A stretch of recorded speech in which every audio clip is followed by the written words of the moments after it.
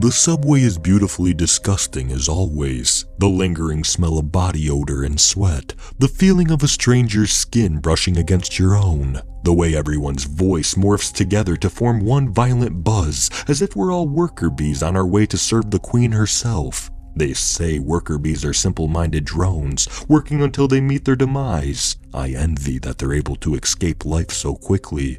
I begin to profile the unfamiliar faces around me and attempt to pass the time. Directly next to me stands a teenage boy, his hands gripping the worn grab strap. Greasy mouse-brown hair avoids my gaze and those around him. Across from me sits an elderly gentleman with cruel eyes and a deep frown. I count 4 pieces of hair. The rest of his head is covered in shingles. He appears to be glaring at me, but I'm starting to think that's just his natural expression. Before I can profile any more strangers, I feel a rough hand brush against my arm. Something stirs deep inside my mind, like a lightning strike of lost memories. My right eye begins to twitch. What the fuck do you want?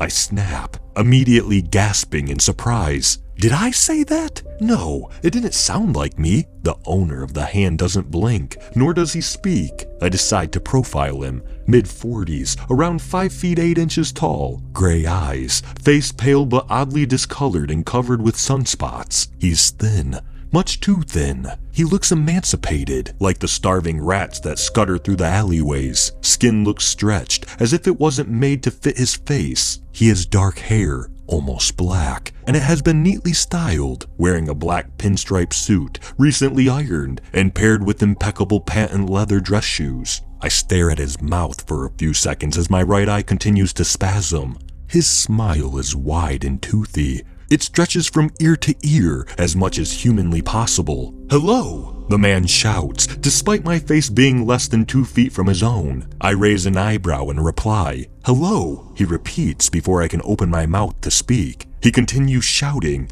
"Hello! Hello, sir! Have you seen it? Have you seen it yet? Have you?"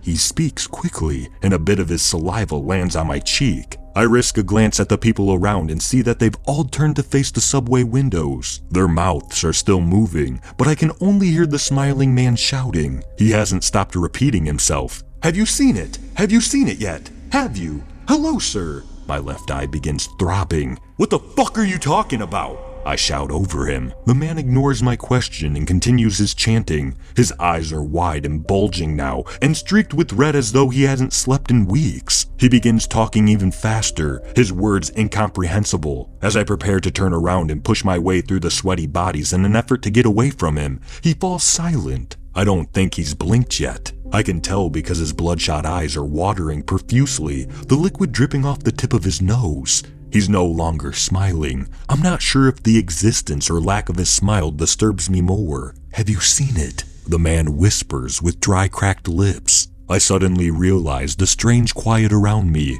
The buzzing of worker bees has ceased. "Seen what?" I ask, sounding breathless. I see the people of the subway out of my peripheral vision. They're all staring at me, their mouths open in death screams. "It has certainly seen you," the man whispers. Before I can react, he pulls out a small black handgun and presses it against his left temple. All at once, the silence is broken. I hear a blast and then a loud ringing noise. Both my right and left eyes throb. I feel something wet splash my cheek.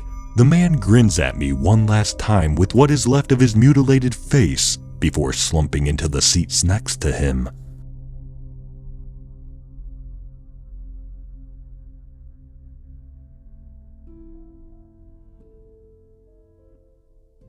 Thank you for listening to Have You Seen It? By Fit Departure 1758.